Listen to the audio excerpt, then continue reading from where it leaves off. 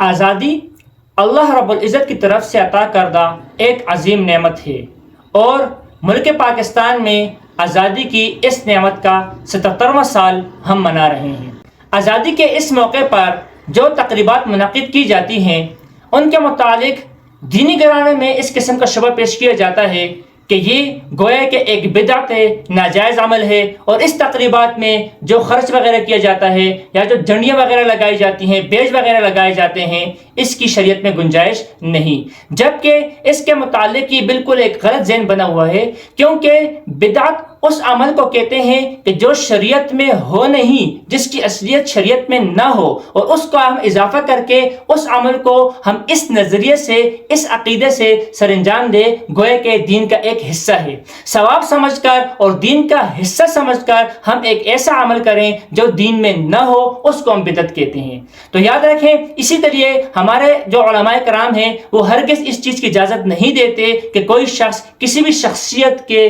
دن کو منعقد کرے اور اس کے لیے تقریبات منعقد کرے، اس میں جو ہے نا جھنڈیاں لگائی جائیں، یا اس میں جو ہے نا موم بتیاں لگائی جائیں، بتیاں لگائی جائیں، کچھ بھی کیا جائے، تو کسی شخصیت کا دن منانے کے لیے ہرگز اجازت نہیں دی جاتی، کیونکہ جو ہم جس طرح کے دنیا میں سب سے عظیم شخصیت حضرت محمد مصطفیٰ صلی اللہ علیہ وآلہ وسلم کی ذات ہے، اور تاریخ میں سب سے عظیم دن وہ دن ہے جس دن اللہ رب العزت نے انسانوں کی رہنمائی کے لیے حضرت محمد مصطفیٰ صلی اللہ علیہ وآلہ وسلم کو مبعوث فرمایا۔ لیکن نبی پاک صلی اللہ علیہ وآلہ وسلم کی پیدائش کا دن، جس کو جشن میلاد النبی صلی اللہ علیہ وآلہ وسلم کا عنوان دیا جاتا ہے، اس کی منانے کی ہرگز اجازت نہیں دی جاتی، کیونکہ نبی پاک صلی اللہ علیہ وآلہ وسلم کو جو دن منایا جاتا ہے اس کو شریعت کا ایک حصہ اور ثواب سمجھ کر منایا جاتا ہے، جو کہ بدعت ہے۔ اسی طرح اسلامی شخصیات کے جو بھی ہیں، ابو بکر ہو، عمر ہو، عثمان ہو، علی ہو، اس طرح جو ہے نا خلفائے راشدین کے علاوہ معاویہ رضی اللہ عنہ ہو، یا جتنے بھی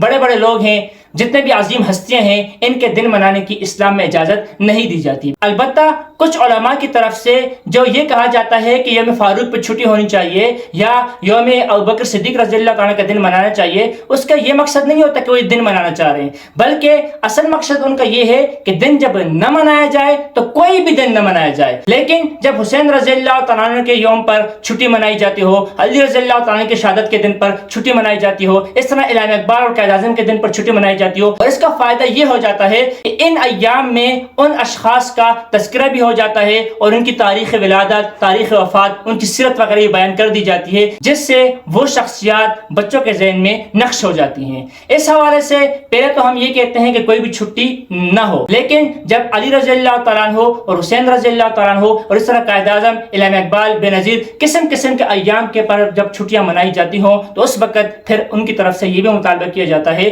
کہ ابوبکر، عمر، عثمان اور دیگر جو صحابہ کرام ہیں ان کے بھی دن منائے جائیں۔ تو غرض یہ کہ جو یوم آزادی کی تقریب پر جو اعتراض کیا جاتا ہے یہ بالکل غلط ہے، کیونکہ یوم آزادی کی جو تقریب منائی جاتی ہے یہ دین کا حصہ سمجھ کر، اسلام کا یا ثواب کا ذریعہ سمجھ کر نہیں منایا جاتا، بلکہ یہ قومی تقریب ہوتی ہے، اور اللہ رب العزت نے جو ہمیں ایک آزاد ریاست دی ہے اور آزادی کی نعمت دی ہے، اس پر شکر بجا لانے کے لیے اور اس کا تذکرہ کرنے کے لیے ہم ایک قومی تقریب کا انعقاد کرتے ہیں۔ اس کو ہرگز اسلام کے ساتھ نہیں جوڑتے، اس کو ثواب کا ذریعہ نہیں سمجھتے، اور اس لیے ہم ان تقریبات کو یہ بھی نہیں کہہ سکتے کہ دین اسلام پر یا شریعت پر کوئی اضافہ ہے۔ تو جیسے میں نے عرض کیا کہ یہ ایک قومی تقریب ہے، یہ ایک اسلامی یا دینی تقریب نہیں ہے۔ اس سے یہ بات بھی سمجھ آتی ہے کہ قومی تقریب جب ہے تو قومی تقریب کا کسی سیاست سے، کسی حکمران سے کوئی تعلق نہیں۔ اب اگر پاکستان میں کوئی سیاسی جماعت ایسی ہے جو اقتدار میں ہے اور ان کے ساتھ ہمارا اختلاف ہے،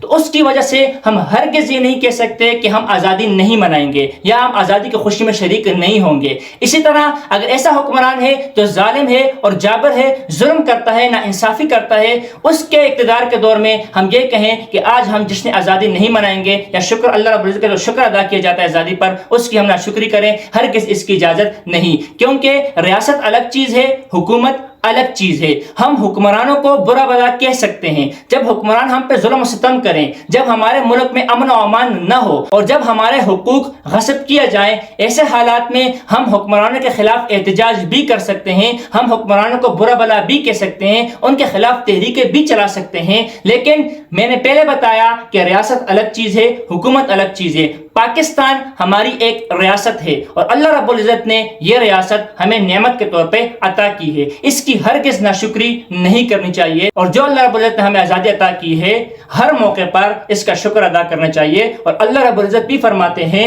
کہ ان شکرتم لازیدنکم، کہ جب تم شکر ادا کرو گے کسی چیز پر تو ہم اس سے آپ کو زیادہ عطا کریں گے۔ آج کل جو ہمارے حالات خراب ہیں اس کی سب سے بڑی وجہ یہی ہے کہ ہم اس آزادی کی ناشکری کا شکار ہیں۔ ہماری قسم قسم کے طریقوں سے ذہن سازی کی جاتی ہے کہ ملک پاکستان جس مقصد کے لیے اور جس کلمے کی بنیاد پر حاصل کیا گیا تھا، نہ وہ مقصد پورا ہوا اور نہ اس کلمے کی بنیاد پر اس ملک کو چلایا جا رہا ہے۔ اس لیے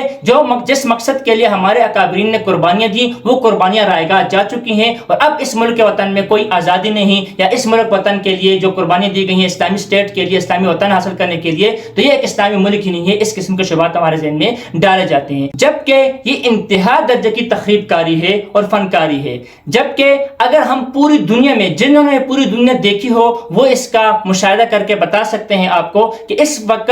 اسلامی ممالک میں پوری دنیا میں سب سے سر فہرست اور سب سے بہترین جو ملک ہے وہ ملک پاکستان ہی ہے، اسلامی لحاظ سے اس طور پر کہ پوری دنیا میں دین کی فضا عام کرنے کے لیے، دین کی تبلیغ کرنے کے لیے تبلیغ جماعت جو چلائی جاتی ہے اس کا جو منبع اور اس کا جو سرچشمہ ہے وہ پاکستان میں ہی ہے۔ اور اسی طرح شریعت کی اور اسلامی جو تعلیمات ہیں اس کے حصول کے لیے پوری دنیا سے جو مسلمان ہیں وہ جو رخ کرتے ہیں وہ پاکستان کا ہی کرتے ہیں۔ اس وقت بے شک عرب و عجم میں بہت سے بڑے بڑے اسلامی ممالک موجود ہیں، لیکن شریعت کے لحاظ سے، دین کے لحاظ سے، علم کے لحاظ سے پوری دنیا میں اس وقت بھی سر فہرست ہمارا ملک اور پاک وطن پاکستان ہی ہے۔ اس لیے آج عرب کے لوگ بھی حصول دین کے لیے اور حصول حدیث کے لیے اور فقہ کے لیے جن ممالک کی طرف متوجہ ہوتے ہیں ان میں پاکستان سب سے سر فہرست ہے، اور اس وقت پوری دنیا سے جو دین کی تعلیم حاصل کرنے کے طلباء کا رخ ہوتا ہے وہ پاکستان کی طرف ہی ہوتا ہے۔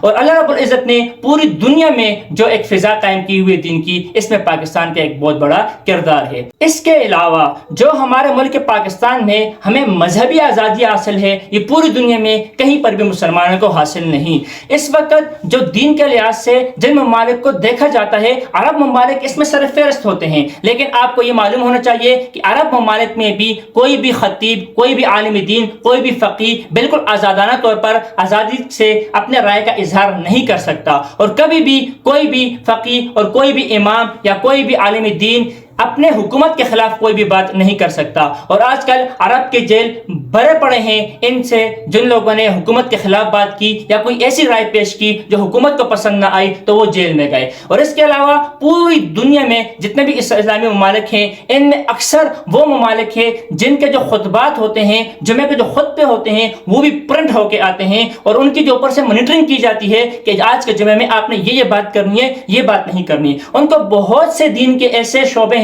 جن سے دور رکھا گیا ہے، جبکہ ہمارے ملک پاکستان میں کہیں پر بھی کسی مسجد میں، کسی مدرسے میں، آپ مدرسہ میں بھی آزاد ہیں، آپ مساجد میں بھی آزاد ہیں، آپ خطابت میں بھی آزاد ہیں، آپ حکومت پر تنقید کرنے میں بھی آزاد ہیں۔ اس طرح کی جو مذہبی آزادی پاکستان میں حاصل ہے یہ پوری دنیا میں کہیں پر کسی بھی اسلامی ملک میں کسی کو بھی حاصل نہیں ہے۔ ملک پاکستان میں اس وقت اگر رشوت ستانی ہے، ظلم و جبر ہو رہا ہے، امن و امان کی فضا قائم نہیں ہو رہی، ہماری جان مال محفوظ نہیں ہے، تو اس میں جو ہم اعتراض کر سکتے ہیں وہ حکمرانوں پہ، لیکن حکمرانوں پر اعتراض کرنے سے پہلے نبی پاک صلی اللہ علیہ وآلہ وسلم کی حدیث مبارکہ بھی ذہن میں رکھیں کہ جو ہمارے حکام ہوتے ہیں یہ ہمارے اعمال کا ہی نتیجہ ہوتے ہیں۔ اگر ہمارے اعمال درست ہوں گے تو اللہ رب العزت کی طرف سے جو ہمارے اوپر حکمران آئیں گے وہ بھی صوم و صلاۃ اور شریعت کے پابند حکمران آئیں گے، لیکن جب ہمارے اعمال خراب ہوں گے تو اعمال کے ہی نتیجے میں جو حکمران آئیں گے وہ بھی ظالم اور جابر اور ناانجار اور جو لائق حکومت کے نہیں ہوں گے وہ حکمران ہمارے اوپر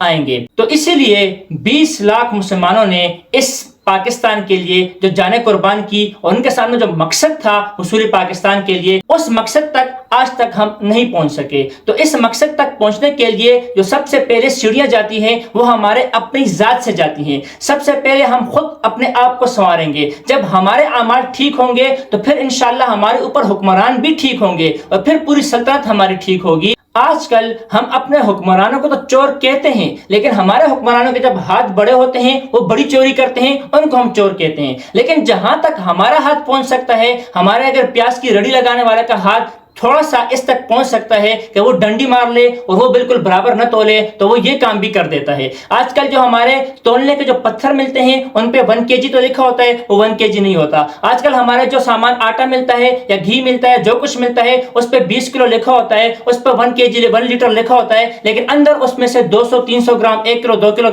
جو ہے اس میں سے کمی ہوتی ہے۔ یہ ہمارے ہی اعمال کا نتیجہ ہے۔ ہم جس حد تک چوری کر سکتے ہیں ہم چور ہیں، ہم جس حد تک کرپشن کر سکتے ہیں ہم کرپشن کر رہے ہیں، ہم جس حد تک رشوت لے سکتے ہیں ہمارے ہی گھروں کے وہ لوگ ہوتے ہیں جو اس رشوت میں ملوث ہوتے ہیں، جو ناجائز سفارشات میں ملوث ہوتے ہیں، جو اقربا پروری میں ملوث ہوتے ہیں۔ ہم بھی بنیادوں سے ہم اس سلطنت کو خراب کر رہے ہیں اور اس کے بعد ہمارے اعمال کے نتیجے میں ہمارے حکمران بھی اس سلطنت کو خرابی کی طرف لے جا رہے ہیں۔ تو گویا ہمارا جو پاکستان کے حصول کا مقصد تھا، اس مقصد تک پہنچنے کے لیے جو پہلی سیڑھی ہے وہ خود سے جاتی ہے۔ سب سے پہلے خود کو سنوارنا ہوگا، اور جب ہر ایک پاکستانی بذات خود اپنی ذات میں درست ہو جائے گا تو پورا پاکستان خود بخود درست ہو جائے گا۔ اس میسج کے بعد میری طرف سے تمام اہل پاکستان کو جشن آزادی مبارک۔